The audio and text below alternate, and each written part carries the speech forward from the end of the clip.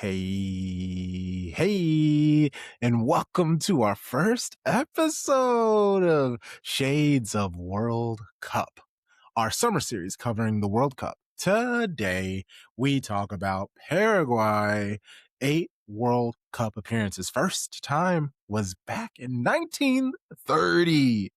History. Wow.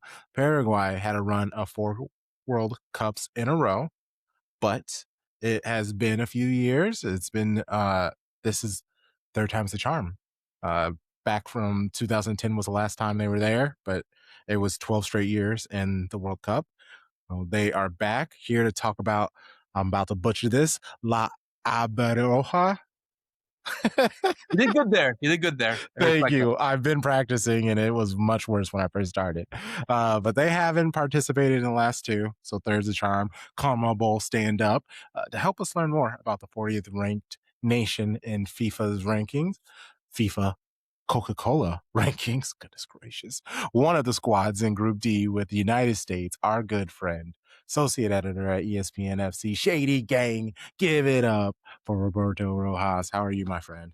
What's up, Grog? No, I'm glad to be back. It's been a minute since we've been able to chat footy, and thankfully we are doing it right in World Cup mode. Yeah, honestly, I have the shirt of the mostly unpopular Paraguay shirt. There's some people that will like it because come on, it's a World Cup shirt, it's Paraguay. But nevertheless, yeah, no, it's glad to be back. Obviously, really deep into World Cup fever. Like for me, obviously being Paraguayan, soccer is a part of life. Even as someone that has grown up in this country and has visited Paraguay since I was an infant, basically. You learn how to gravitate towards sort of not just the national sport, but sort of the national way of uniting people because Mm. obviously we'll talk about it later, but like the World Cup is the biggest event, and obviously soccer is the biggest pastime. So when you combine both of them together, it really is such a big deal for a lot of Paraguayans. And I think it's going to be real in the next 2 weeks when Paraguay do start off their World Cup campaign. But I think it's one of the best things as well. And not just for Paraguay, for a lot of these countries, it's that it's a time for people to really recognize Paraguay. There might be people in the world that maybe don't know where Paraguay is. They might say, "Oh, it's a South American country," but they don't know where it is, or they confuse it with Uruguay, like they always do. But it's like, but no, it feels like a sort of a thing where you kind of build in that reputation of like people where they don't know about the country, but Mhm. they know you're good at one thing, you're good at soccer, and so when we get a ball when the ball kicks off, in 2 weeks, and we see them take against the US at SoFi, and obviously the games against Turkey and Australia, hopefully that is a time where the rest of the world, because it is a world event at the end of the day. That's why Mhm. it's the World Cup, I guess. But yeah, no, it's an exciting, it's a nervous time. I have to admit, like obviously, I think a lot of Paraguayans are going to feel nervous when the ball starts kicking off in SoFi on the 12th. But I'm glad to be here to talk about everything La Roja, as you gratefully pronounce. Well, I have to admit, Thank congrats on you. that. Thank you. But yeah, dude, let's get it rolling. Yeah, I first off, I needed something to do during the summer, and the World Cup was here. And when the draw happened, second it was Paraguay popped up. I was like, oh, I know exactly who to talk to, and so I'm kind of lucky. I know somebody who uh, covers Galatasaray in Turkey. So I had you two. I had to find the Australian person. I There you shout out to go. Blue Sky, was able to figure that out. But this is a nice start to it, the competition and getting to know the clubs. I can be a little more locked into the games. I'm very much looking forward to learning about this, appreciating it more and more. Uh, as an American, I mean, I've never really been interested in the US men's. It's always been the US women's, like just the the representation is it's got on the men's side it's gotten better, but the representation on the women's side was usually pretty good. At least key players, it's gotten significantly better over the years. The vibes over there are just better, and obviously winning helps. So yeah, very much just enjoy them and the men's. So it is also I feel really weird. Like we all know what's going on in this country, so the like even all because there are random like World Cup promos that pop up on shows that I'm watching, and a couple of them have just been jump scares. Alexi Lawless, like all of a sudden it's just like, and introducing Alexi Lawless, and I'm like, no, I love this show. Why? and then they start doing like a USA chant, and I just with him on top of it, it's just like, oh, the vibes are so gross right now for our country. Well, So, you gotta watch on Telemundo then, because I saw a really oh, a thousand nice percent, a commercial. thousand percent. Saw a commercial that they were chanting Telemundo, Telemundo. I was like, take that any day of the week, because I think that happens every 4 years. Like some Yep, people like are just tired of the yep. English language Mm-hmm. broadcast and they want something new, and they understand the passion that Spanish language commentators, people that are involved in the sport have, even if it's for Mexico's the dominating force here, but for any of the countries there. So it's like it's that too. And there are people that probably don't speak Spanish and they'll understand it, but they'll Mm-hmm. see it and they'll be like, "Oh yeah, this guy gets it." And it's incomparable to what you hear in English. And what's so annoying is the Fox Sports like studio team. Well, like they have a bunch of really cool people around them, like obviously Thierry Henry, Zlatan, Clint Dempsey, enjoy him, but like John Obi Mikel, Thiago Alcantara, Peter Schmeichel, they're Javier Hernandez, Jules Breach, obviously Rebecca Lowe. Like they have some cool people, and then unfortunately, I then have to look at Alexi Lawless, Carly Lloyd, and then it's just like these people that and they're going to be the mainstays. They're going to be the ones who they're going to talk about a lot because the World Cup is in the USA and they're USA greats, but they suck as individuals. It just, they're using all of this goodwill that has been earned by these amazing players around the world to sneak in some like shiny turds as technically the focal points of the US broadcast of the World Cup. So for sure we'll be locked into Telemundo 1,000%. Let's start with a couple of silly things. I forgot to add this one, the second one. So we'll start with uh, who are some like famous people from the countries, like actors, singers, any. I mean, maybe there's like someone who's won like a Nobel Peace Prize or something from Paraguay. This is just kind of a good way to big up some people. Yeah, and it's funny that you were saying like, oh, bonus points if they're soccer fans. I mean, they kind of have to be basically. Like if you're Paraguayan, if you're not a soccer fan, I think there is something wrong with you. But no, I mean, look, I think the most famous people have always been like the soccer players, as cliche as that sounds. But then there are other people. There's other people that have been winners of awards for good books. A famous one who unfortunately passed away 20 years ago, Augusto Rojas Bastos, who was he was a famous author. He's like basically like their Jorge Luis Borges, if you know him from Argentina. It's like kind of the Mm-hmm. equivalent in Paraguay. He was a writer that always spoke about the dictatorship. He did a book in relation to that actually. He was exiled, obviously, lived a lot of years in Argentina. Then he went to France after the dictatorship came there because dictatorships dominated all Latin America in that era. So yeah, I guess he's one of the more famous ones, but unfortunately he's not with us. But I think the only other one that I can think of is, and this is kind of a very I don't know if it's a demonstration of the country or is it just that we aren't really well known in the world, but I think there's two names I can give you. Now that I was thinking of one, but now I thought of two, but they're both models. As crazy as this sounds, the first one is Larissa Riquelme, very famous model that was known at the beginning of the 2010 World Cup, the last World Cup that Paraguay was in, for being very promiscuous in her looking. As we want to say, I'll keep it PG on this sense, but she was well known internationally because of that and Uh huh. because the impact that she made in an era where social media was starting to grow, like, Yes. she was basically the first viral big model. Like everyone talks about like, all your current models right now, like your Sydney Sweeney's and your, God, I don't even know. She's not even a model, but that's, but that's what sex symbols and all that kind Yes. of Yes. Yeah. Yeah. Yep. that's what I'm saying here. But so like Larissa was like really OG. She was like in that era of like, if you That were was like back then when very the camera legitimately would just cut to all of the like most beautiful women in the tightest clothing ever. And exactly. anytime Paraguay was playing, anytime she was in the stadium, Yeah. they would just be Well, like, she was in Paraguay at the time, but yeah, yeah, she yeah. just. But anyway, Okay. the whole point that like all she was made because of that, and Mhm.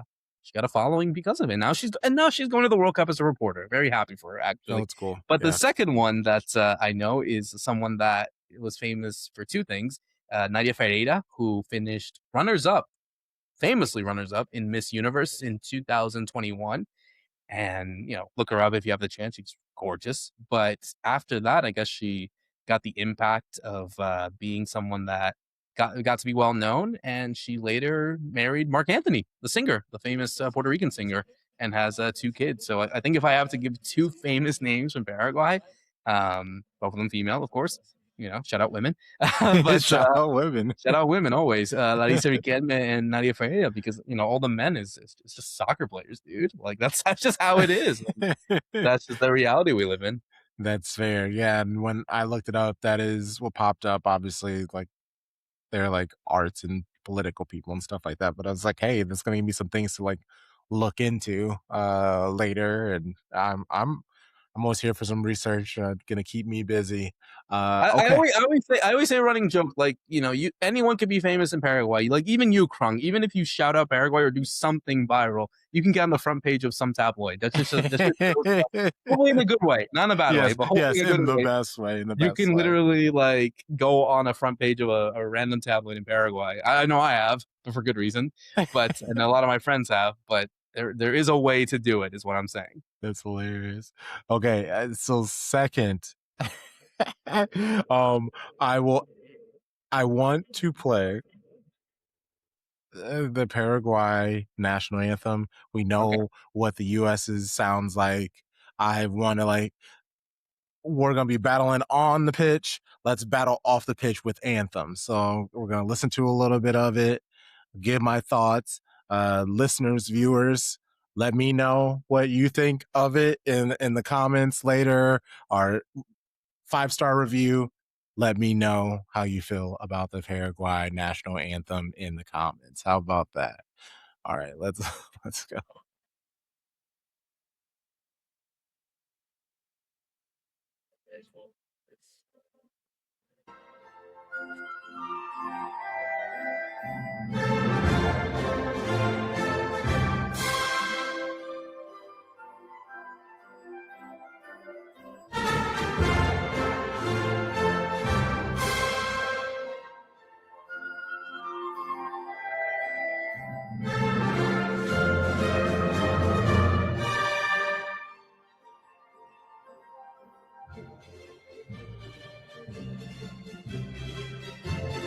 Oh,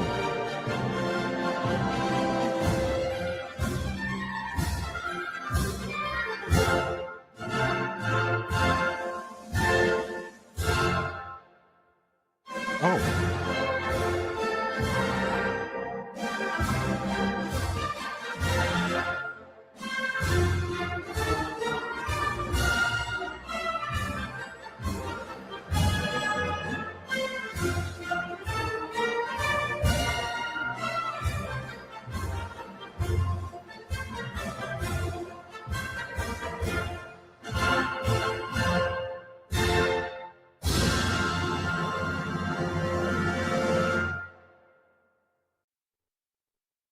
Got me emotional there, bro. I almost started crying. Like the tears in that. I was like, shit, bro. Like I'm about to when I hear that stuff. When I hear that on June 12th when we start, I was like, oh man, I'm gonna be gone, bro.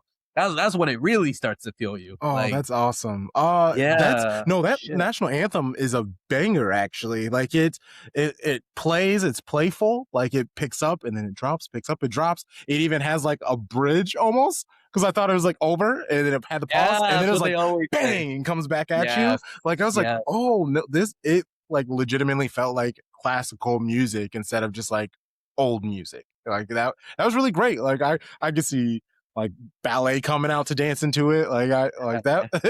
That was really nice. That was so much better than ours. The words so that second part you heard is that's actually how they play it typically in sporting events. Thankfully, Okay. like it's a big intro, it's an introduction, it's instrumental.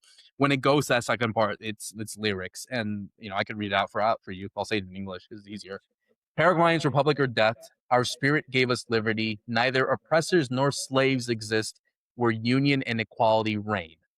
And so, yeah, it's an expression of, like, basically, that we all are basically we're equal. No one is indifferent from anyone, and I think that's Wow. sort of that spirit that gets to national anthems are always gonna be I mean, La Marseillaise is one of the more famous ones because of its spirit and, like, how, ready it is, but this one, obviously it's not talked about, but I agree. I think our anthem is very much very powerful, so, like, Mhm, obviously, there are other countries that when you hear their anthem, mhm. it's crazy, like Italy, for example.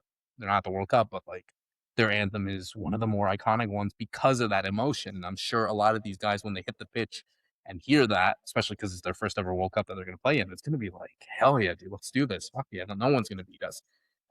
So yeah, no, I mean, if you want a rating, obviously, I'm gonna give it a 5 star, why not?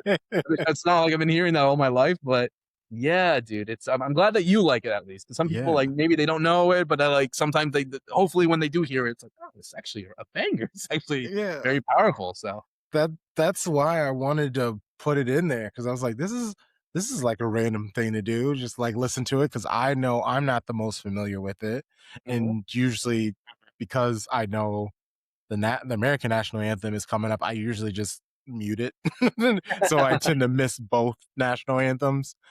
So I felt like this was a nice moment to Are you check saying out. it's better than the Star Spangled Banner? You can be honest. Is it Oh, better? oh, yes, and the lyrics were so much better than the Star Spangled Banner. The Star Spangled Banner, reading those lyrics is so intense. It's oh my god, it's not great. Like, there's not many things good about Yeah, the it's more like patriotism, like, it talks about the flag and all that kinda stuff. Here, it's like, "No, we're gonna talk about people, bro, like, yeah, all of us are equal," all that kinda, and I think that's also a demonstration of, like, the people as it is, like, we are a very hospitable sort of people. Like, if you look at, like, if you check, like, the most hospitable countries, most welcoming countries, happiest country, Paraguay's right there in the top tier.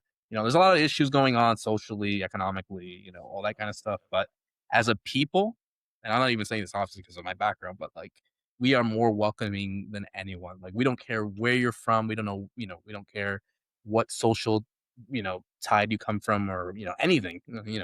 We want you to feel open and equal and like you're one of us. And hey, you can even see that in the lyrics. So maybe yeah. it's the inspiration from that. Who knows? I love that. No, I love that. That's fantastic. It's exactly what I mean, that is technically what the World Cup is supposed to be about. Like, Oh, will it be here? It is left to be seen. Let's talk about the manager, Gustavo Alfaro. Let me know a little bit about, like, first off, do you like this appointment? Are you a fan of this manager? well, I mean, look, I think when he was first hired, and giving a little bit of a backstory, like, he had come from managing Costa Rica. In fact, the last Costa Rica game that he managed at the Copa America, the last one that happened 2 years ago in the States, was against Paraguay, and he beat Oh, them. And so, yeah, it was kind of a, I don't want to say destiny, but very much sort of it's like sort of a blessing in disguise in a way that you lose, and then you get the guy that did beat you to manage it. He's obviously had his history of managing that teams. He managed Ecuador the last World Cup, sort of transformed them into the team that they are today. Obviously, with much better players and better development. But he was kind of the guy that laid the ground, rules and all, sort of the base of that. And you kind of see that now with Ecuador being such a top team. But yeah, when he first came in, I think there was a lot of people that obviously, I was optimistic because I really was a fan of him, but mhm. I think there were people that were very skeptical because of how Paraguay had been doing in the past qualifiers. They haven't been playing well. They had only won 1 game in the qualifiers after 6 games, scoring 1 goal against Bolivia at home, which, they are the whipping boys of CONMEBOL, that if you don't win against Bolivia at home, you should never, ever go to the World Cup. Shout out Chile, the only team to have not done that. That's why they're not there. But yeah, no, when he first came in, I was like, all right, let's see what we do. Then we draw. So our first game was Uruguay. We draw 0-0 in Montevideo. Very hard to do, but we did it. But then the big test came against Brazil. And, we were taking on players like Vinicius. He had just won the best award. So obviously he was coming off a big motivational factor. And we beat them 1-0. Diego Gomez scores, a former of Inter Miami. Now he's at Brighton Hove Albion. So he scores. And I'm like, great, this is good. We're regaining our form back. Then we tie Ecuador in Ecuador. Then we beat Venezuela coming back. Great. We're getting more points. Then the big test in November at home against Argentina, the reigning world champions and the back to back Copa America champions. We win 2-1. And after that, that's when me And a majority of Paraguayans were like, okay, I think we're gonna go back to the World Cup.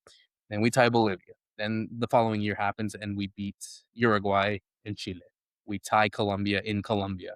And basically we get all the points, all we basically go through all of South America getting the points necessary and we end up qualifying. So no, I mean to answer your first question, do I like him? Absolutely. Yeah, dude. Of course I like him. What am I? I think, it's funny because, obviously I was there's a generation of Paraguayans that didn't see Paraguay at the World Cup, like you said, 16 years ago. So I've been blessed with Paraguay coaches that obviously have helped our team qualify. Tata Martino is the most famous one, the former oh, the current the current Atlanta United manager, former of Miami and Barcelona, and among other teams, Argentina.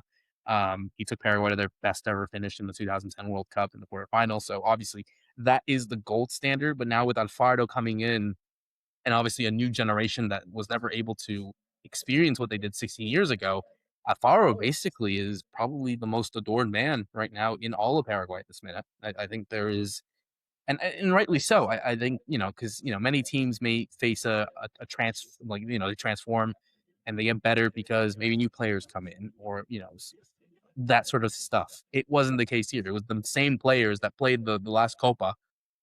It was just with a different manager. So Mm, people ask me like, what made this Paraguay team different? It's the manager. It has to be the manager.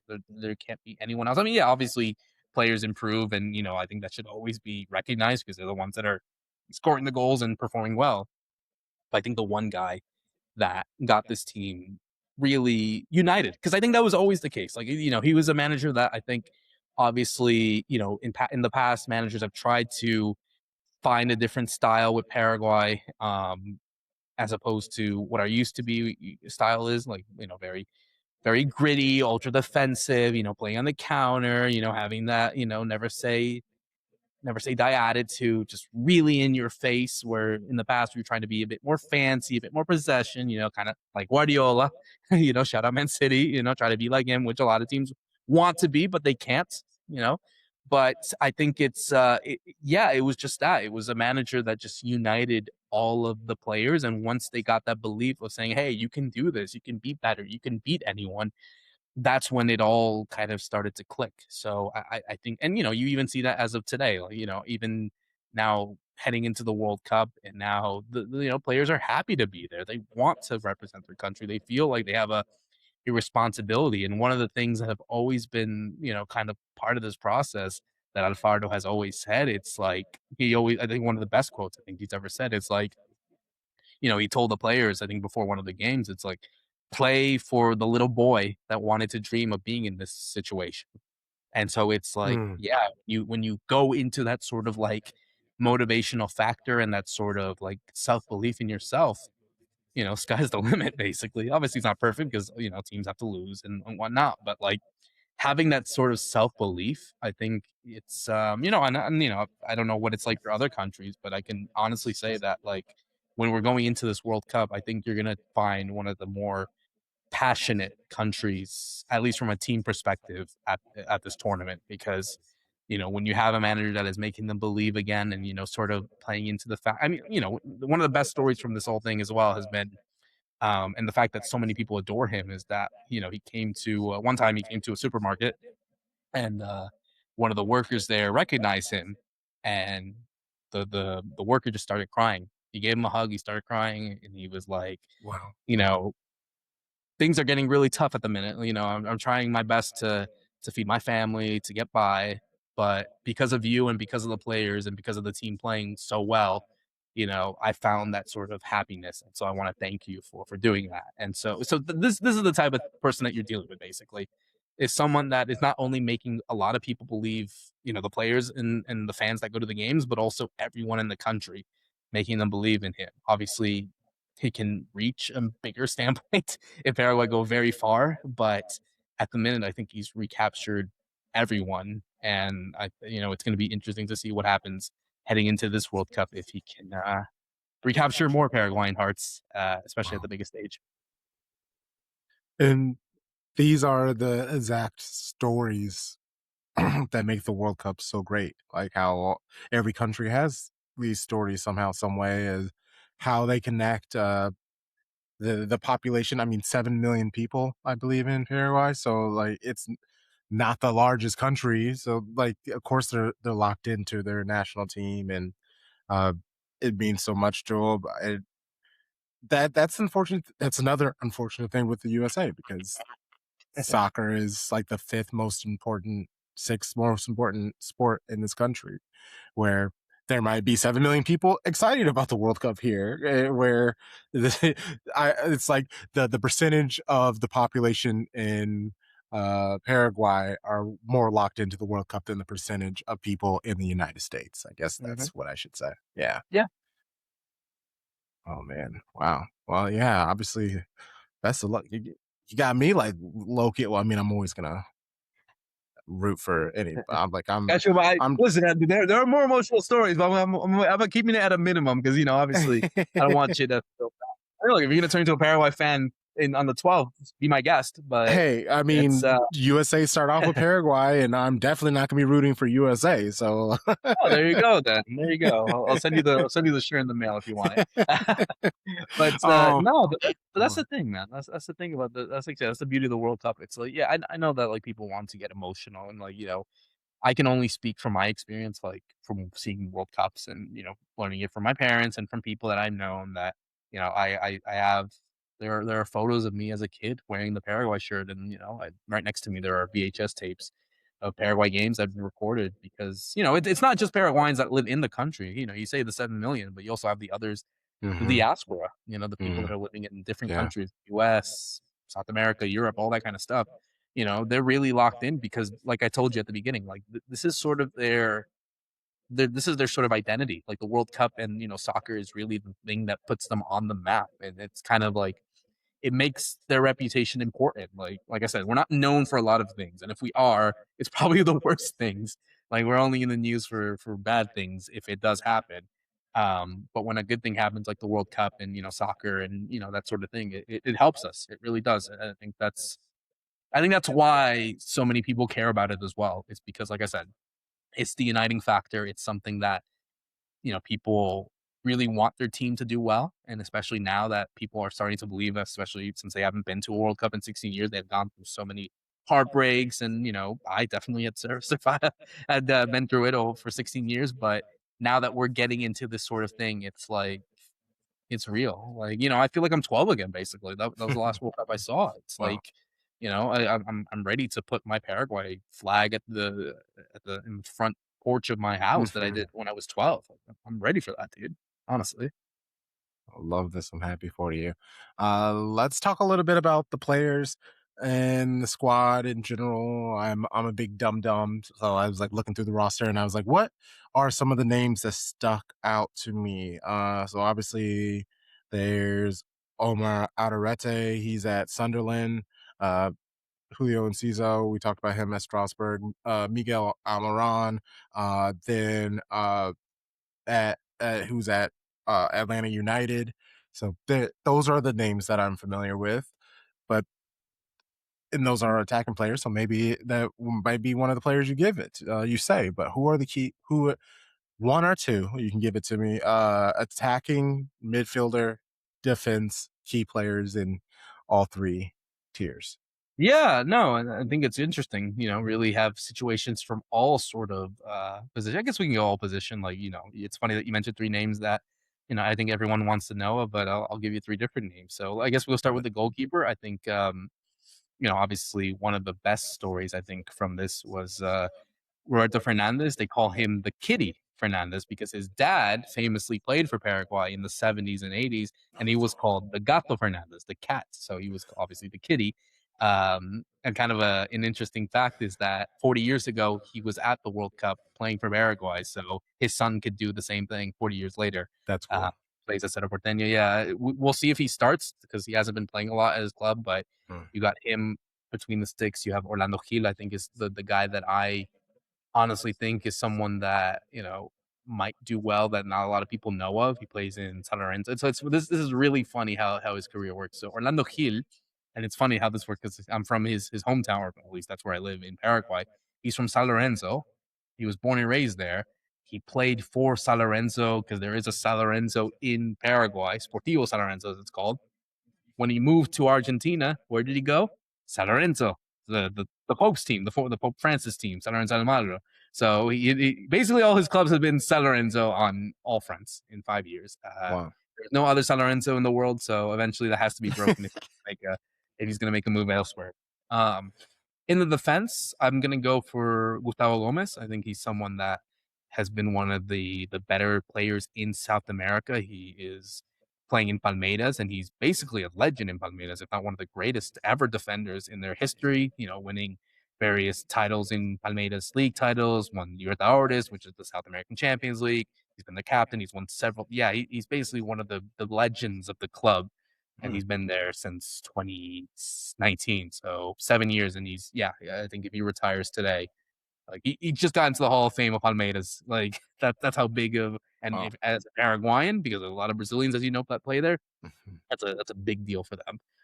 So, yeah, obviously, him and Alderete will form that center back pairing, at the start of the World Cup, so keep an eye on for both of them. In midfield, you mentioned Miron. Yeah, obviously important player. You know, people know him from Newcastle United. Obviously, played at Atlanta, won the first ever MLS Cup title for them. Had a good run in Newcastle when he played there for 6 years. Mhm. Um, but the one name I want to talk about is Diego Gomez. I think he's the guy that and I don't want to spoil anything, obviously, but I think he might be a guy that could wear the sky blue soon. You know, he might switch the blue and white of Brighton and Hove Albion, because he's had a fantastic sort of season ever since moving. He moved last January in the winter, but then heading into this season, he's had an incredible season. 10 goals in all competitions. Once scored 4 goals in a single game in the EFL Cup, which is very hard for anyone to do, let alone a Paraguayan midfielder. But yeah, he obviously has been great. Brighton are obviously going to go to the Conference League. They qualified just a couple days yesterday, literally. Mhm. Like qualified for the Europa League, but he's 20, he's 23, very young, and we know how Brighton can handle their young South Americans. We saw that with McAllister, we saw that with Moises Caicedo. So if he has a good World Cup, I would not be surprised if he makes the move, maybe to Man City. Who knows? Who Who knows? knows? I'm not speculating. I'm not going to be from Fabrizio Romano or anything, but that's what people are saying, that he might make a big move after the World Cup to a big Premier League team. But yeah, I think he's the guy that I want to focus on. And then in the attack, I mean, you mentioned Julio Enciso. I think he is the jewel, as we call him, La Joya in Spanish. The jewel. People like to say La Joya is Paulo Dybala. No, this is our Joya, the jewel of Julio Enciso, because I think you obviously remember him from scoring that banger against Man City a couple of years ago when we scored from like 30. I know I wanted to piss you off on there, but I I'm sure you remember. remember. You I definitely remember. remember it. Won the Premier League golden goal this season, but Yes, I think it was yes. finished third in the Puskas or something. So yeah, people will definitely, Man City fans will definitely remember him. And so yeah, and then he was unlucky with injury. He had a few Mhm, and time off the radar. He was playing at Ipswich, and now he's at Strasbourg, and he did really well. I think he scored like 12 goals in all competitions. He's been one of their better players. Obviously, it's funny with him because technically Bluco own him, mhm, so it could mean he could be a future Chelsea player. Who knows?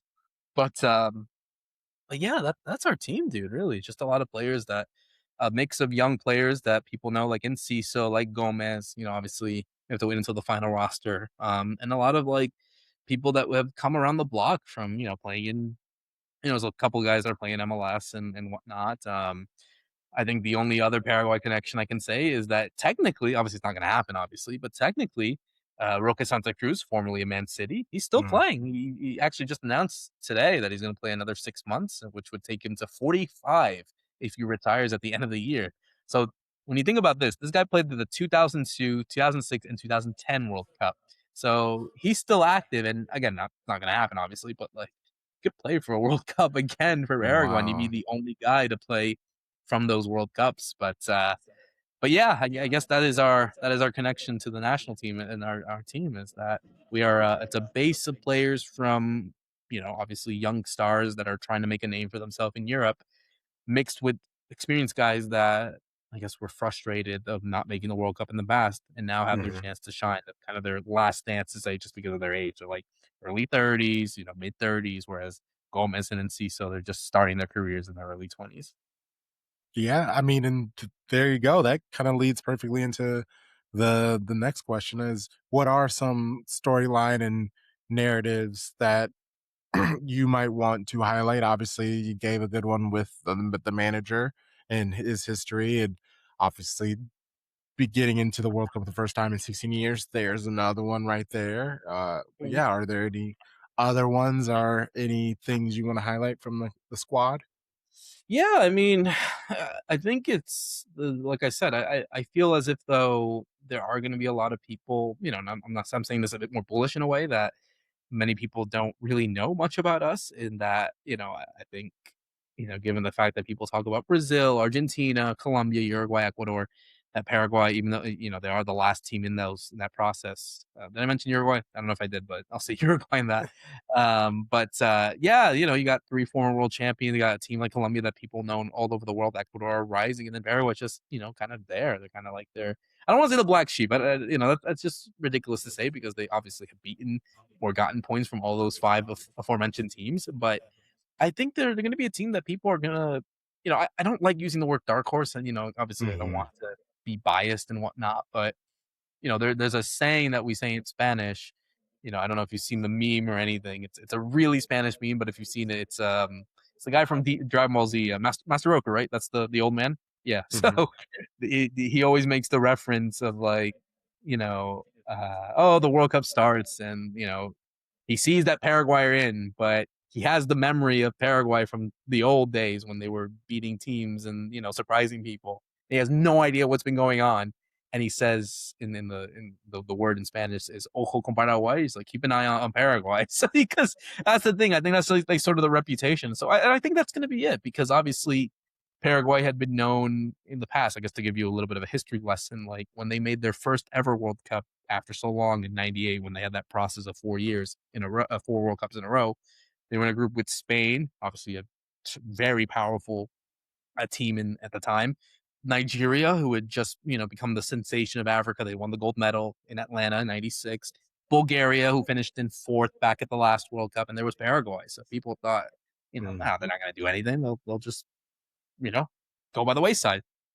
They end up qualifying. They go with Nigeria to the next round. They eliminate Spain and Bulgaria, so they eliminate two Europeans, and they push France in the round of 16 all the way. The team that was the host and the eventual world champions up until the 113th minute, and then an own goal happened. Sorry, a golden goal happened, the first ever golden goal, and yeah, it's there's some unlucky history on their end that they were the victims of the first ever golden goal. There'd been only four golden goals in World Cup history. They were the first one to get through it, and they got eliminated. 4 years later, they qualify again, round of 16. They lose to Germany in the last second, a Germany team that would finish off in the runners up because they lost to Brazil, the Brazil team of Ronaldo, Rivaldo, mhm, Ronaldinho. And then '06, really tough group. They were with England, Sweden, Trinidad and Tobago. They lost and were eliminated. But 2010 was their best one. They tied Italy, the world champions, the reigning world champions. Then they beat Slovakia. Then they tied New Zealand. They win their group, eliminate Italy. They beat Japan on penalties, and then they push Spain all the way. Spain has all the Spanish players, Xavi, Iniesta, mhm, Pique, all those guys have said on record that the hardest game from that campaign from 2010 when they won the World Cup wasn't against the Dutch, wasn't against the Germans or the Portuguese.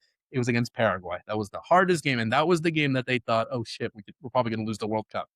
Paraguay lose 7 minutes from time. David Villa scores, and that's the reminder of Paraguay. So my point is all this. You see a recurring theme. It's like you have teams that mhm, are basically they kind of like if you're kind of the old head and nostalgia, people that like obviously the new generation, I can't speak for them, but like people who are a bit more older than me or of my generation, they're going to know Paraguay is that really gritty team that push tough European sides and make them sort of the underdog. So I'm here to say I think it's going to be the same thing in 26 that people. I don't want to say they're sleeping. Fuck it. I guess I will. Like, I think people are sleeping on Paraguay basically. So that's my storyline. My storyline is, I told you about, Alfaro uniting the country and all these guys playing in their first ever World Cup, probably their last one.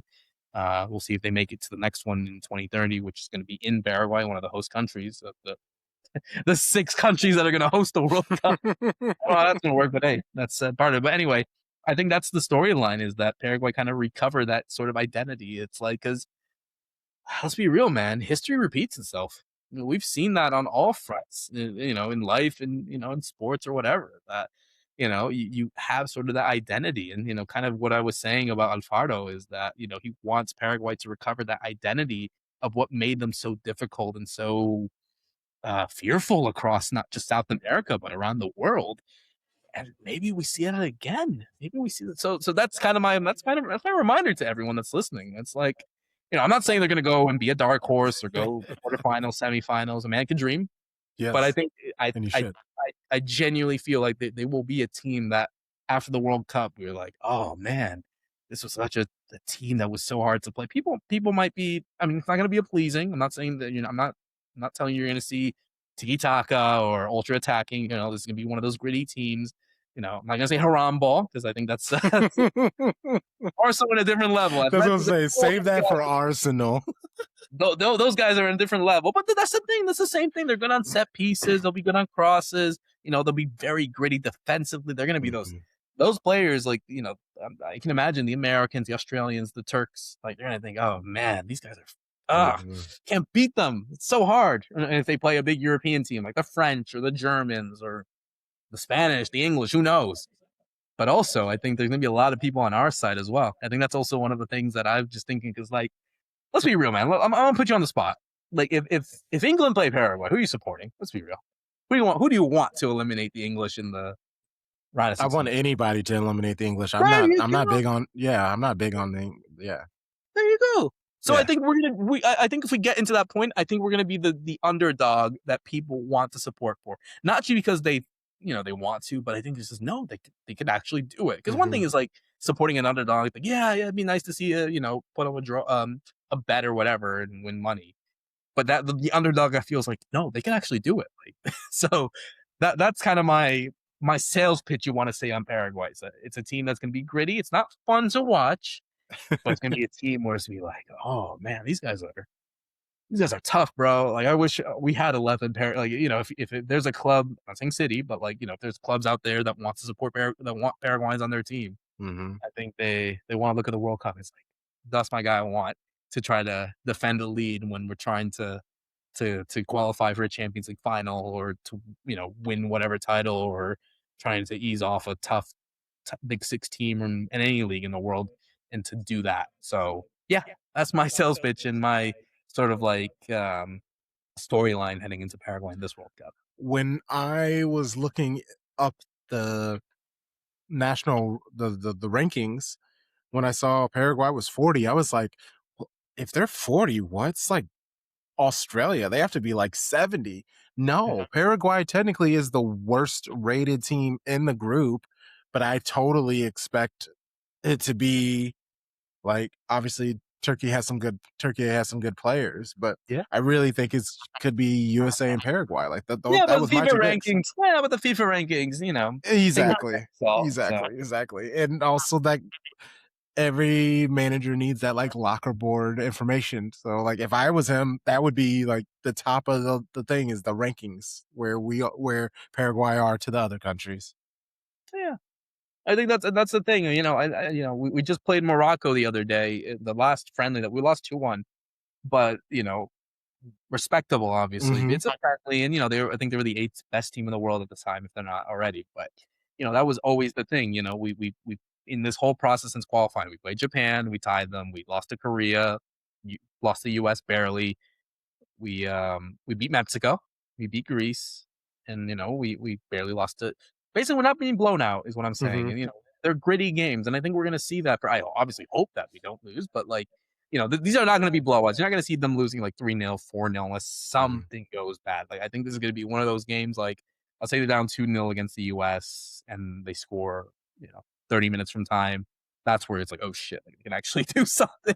They can actually sneak that. That's like that's the where you're watching, like, okay, this team can actually do something as opposed to, yeah, okay, they scored, but maybe the US score again or something. Like, no, this is where it's like, oh, they could actually tie it as opposed to them scoring again. So yeah, it's gonna be a fun World Cup, man. I'm already excited and nervous about it, just thinking about it moving forward. And Who do just yeah. you think which of the group stage matches will be the most difficult for Paraguay? I think it's the first one. As much as Turkey is such a good team, they have great players like Guler and Yildiz. I think that's the game where I feel like they can play to their strengths because Turkey is a team that they are a bit shaky defensively. Mhm. Like, so I think that's where you can be a bit more like, all right, if you can lock down Yildiz and Guler and all those guys, and then try to get something off the counter, like in CISO, like he's very pacey, he's very, wavy, as people like to say it. I like using that word, but I'm gonna say it. It's Mhm. just very nice to see. I think that's where there's gonna be the game to. I think that's the game to win personally, but the U.S. one, I think because it's the first game, it's the host, all the Mhm. attention given to them. You know, I think that's the most important. I mean, obviously for me, Paraguayan American who doesn't want to play that game, it's like as much as that's not the game that I would not want to play as a player, I think that's the most special one because how many people can say like, "Hey, my two countries have played each other at the World Cup in in the group stage," and so I think that's the game that I think is the most important.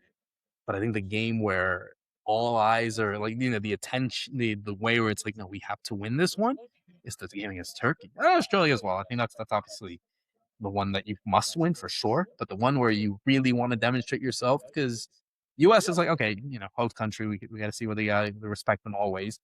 The second game against Turkey, that's where it's like, that's where we're going to stand against the rest of the world. If you can compete with those guys, then you can try to compete against the rest of the world if you qualify. So that's how I feel at least. Yeah, no, very fair, very fair. Obviously, you don't have to like dox yourself or whatever, but for the Paraguay matches that you'll be watching, like, will you be with family? Will you? Is there like a bar to watch it or something? Like, how will you be enjoying these games? Oh, I'm gonna be at home, bro. I don't. I'm too nervous. I can't be with my. I'll be with my parents. If I want to be with someone, I might as well be with my family. Just I'll cursing at the television, everybody. yeah, of course, bro. No, because then it's like, if say they lose, I don't want to be in a bad mood. And if like I'm gonna be Facts in a bad mood, I want in to be. public. Yeah, Yeah, yeah. Hmm. it's like I can't deal with that. Like, obviously, if it's like a final, I'll be there for sure. Who doesn't want to be there? But like, Hmm. I think that's the big thing that everyone wants to go to. But like, yeah, I mean, look, everyone's obviously. I think the first game is going to be the most special one. I think everyone is going to be watching that game because the U.S. in the first game. But and the games are late. They're actually very late. The first game is at 9. The game against Turkey is at 11. Then the game against Australia is at 10 Eastern time. So as much as we're doing all the stuff here in the summer, in the winter in Paraguay, they're going to be having a blast, bro. Oh my God. Can you imagine? The asados, the beers, the music. And South Americans love to party very late. So if they Yeah, win, that's perfect. oh, oh Oh my God, gosh! Wow. it.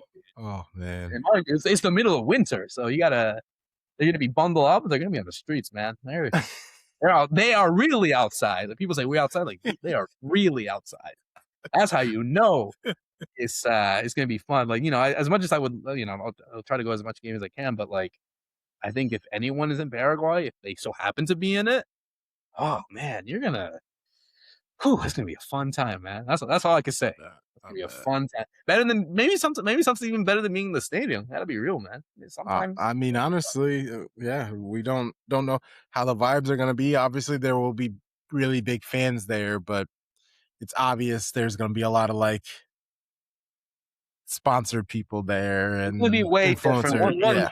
Yeah. There are things you can't replicate, and being with your own people. As much as I would love to be in Paraguay, I probably obviously in a situation like this, maybe I wouldn't if it was in the World Cup or whatever. But man, if anyone, I envy those that are gonna be there, bro, because it's like. You're with all the people. Like I said, Mhm. that's all they care about. The They love it. community. Yeah. Soccer is their main thing, and like Mhm. everyone's. I was talking to some people that like they're not. They don't even. Some people don't like. They're not big soccer fans. Some people. Some But once the World Cup starts, oh man, Yeah, everyone. everybody watches. Yeah, Oh, people who weren't even fans because it'll just be on TV all day. So yeah, that's the thing, and that's everything that's done. People Mhm. selling the shirt on the streets. Mhm.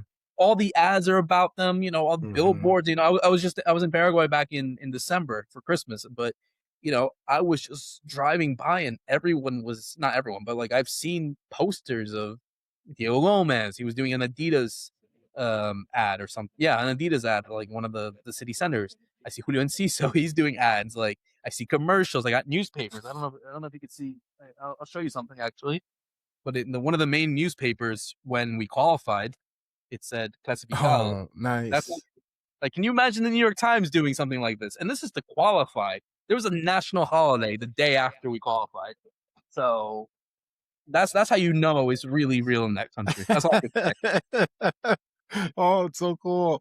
Okay, how far is a, because obviously, uh, unrealistic, it's you're winning the Of competition, course. but, what is like a realistic expectation for them? Whereas, like, if they don't do this, I will be disappointed. I think, I mean, obviously, whatever happens, if they don't win the Yes, title, I'll probably be disappointed. But that's just me being a bit more that's biased. fair. That's fair. No, I think getting out of the group for sure. I think certainly, Paraguay could have had a much more harder group in comparison to their other South American countries. You look at maybe the group with Ecuador, with Germany, Ivory Coast, and Curacao. That's a tricky group. Uruguay has Saudi, Spain, and Cape Verde. Tricky group. Colombia have Portugal, Uzbekistan, DR Congo. Tricky group. We have a tricky group as well. Let's not beat around the bush. USA, Australia, and Turkey are really good teams. But in comparison to those ones, I think you'd rather be in that position than other teams in the in when you compare all of South America. So I think the draw would have been way worse. The good thing is that Paraguay don't travel as much as all the other 48 teams. They start off in LA and then they play at the 49ers stadium at Levi's back to back. So they don't, Mm. and their home base is in San Jose, so they don't even have to travel that much after the first game. So, and that's very important for the World Cup. Like, honestly, like, teams are going to be traveling in a big continent like the U.S., Mexico, and Canada are. Like, is travel is going to be very, very important on that end. So, I think the fact that that is going to be playing into their favor, and the fact that they're not playing that late, they're playing at like, oh, sorry, that early. They're playing at like 6, 7, 8 p.m. So, evening, maybe not as hot, well, indoor for the first game, but the second game against in LA. I'm sorry, not for San Fran. It's not going to be that hot. The factors are going to be in there as well. So no, dude, I think they should get out of the group. I'm confident enough that they will get out of the group. Where they will finish, I mean, it's open for anyone, man. Let's be real. That, Mhm. that, that could go to anyone. It could be from them finishing first to them getting grouped, but you could say that for all four teams. To be honest, that's how So, yeah. tight this group is. But I think definitely get out of the group. Obviously, it'll depend on who they face, but I think if they genuinely finish round of 16, I would be content. Obviously, the best one is a quarterfinal, so a semifinal would be historic, one of the greatest ever in the Paraguay's history. But I think round of 16, if the draw works well for them, I think quarterfinals, and I'd be more than happy because I think, like, at the end of the day, this is a team that had not been to the World Cup in 16 years. These Mhm. guys are going to play their first ever World Cup, some for the first time and only time. Some of the guys will have the chance in 4 years. But I think just because of everything that they achieved, I think, they certainly want to get out. The draw was so favorable with them. I think they can have a realistic chance of doing as far as they could as they did in 2010. I think that, obviously the added addition of a new group makes it very difficult, but I think if the draw works well, and it's tournament football, like you said, these things can change. Could be a situation of them winning an extra time or on penalties, hunkering Mhm. down and try to do something. But I genuinely think they have the best chance of finishing in the round of 16 if they finish in the first few spots. They finish in third, they probably will play a Germany or France. That's probably going to be a bridge too far for them to do something. But if they can shock someone, great. But I think getting out of the group is the bare minimum, and then after that, it's in God's hands, basically. I love it. I love it. Well, appreciate your time. This was fantastic learning about everything Paraguay, and they're the other club in the group that I will be rooting for. So, I appreciate you. Plug yourself. Let people know where they can find you and the things that you do. Yeah, dude. Thank you so much for having me. So you can follow me at Roberto Rojas 97 on Twitter and then Blue Sky as well. I think that's the same one on Blue Sky. But nevertheless, you can find me there. I think there's a lot of Roberto Rojases that talk about Paraguay and soccer as a whole, so it should be easy to find. I'll obviously be plugging everything World Cup. This is my thing, bro. I love the World Cup. It's one of my I love soccer as it is. Like, I love watching the Champions League, Premier League, anything. But the World Cup is where I really go hard. Like, that's the one thing that's like, I'm not saying I know more than anyone because I don't want to gas myself up, but I think that's the one where I really care about the most. So obviously I'll be talking there, talking about Paraguay. You can follow me on Instagram at Roberto underscore 1206. Yeah, that's how it says. And then obviously follow my podcasts that we're going to be talking about with the World Cup. The first one is Low Limit Football that I do with my co-host Joe Usel. We've been doing it for over 10 years. We talk about the World Cup as we always do. And of course, if you want a more Paraguay specific one, which we'll obviously do now heading into the until as far as Paraguay goes, Guarani Vision, the first ever podcast dedicated to Paraguayan football in English. We do it with my co-hosts Ralph Hanna and Federico Perez. We talk everything Paraguay from the national team, players abroad, the local league, all that kind of stuff. So we'll be full on strong on Paraguay for the next month until as far as Paraguay goes. So plugging out there, and yeah, thanks so much for having me, man. I really Of enjoyed it. Had course, a of blast. course, of course. Well, Shady Gang, we will be back with a new episode. I think up next is Turkey. So we will be talking with our buddy Brad from the Galatasaray show about Turkey. And till next time, you know the vibes. Shady Gang, Shady Gang, Shady Gang.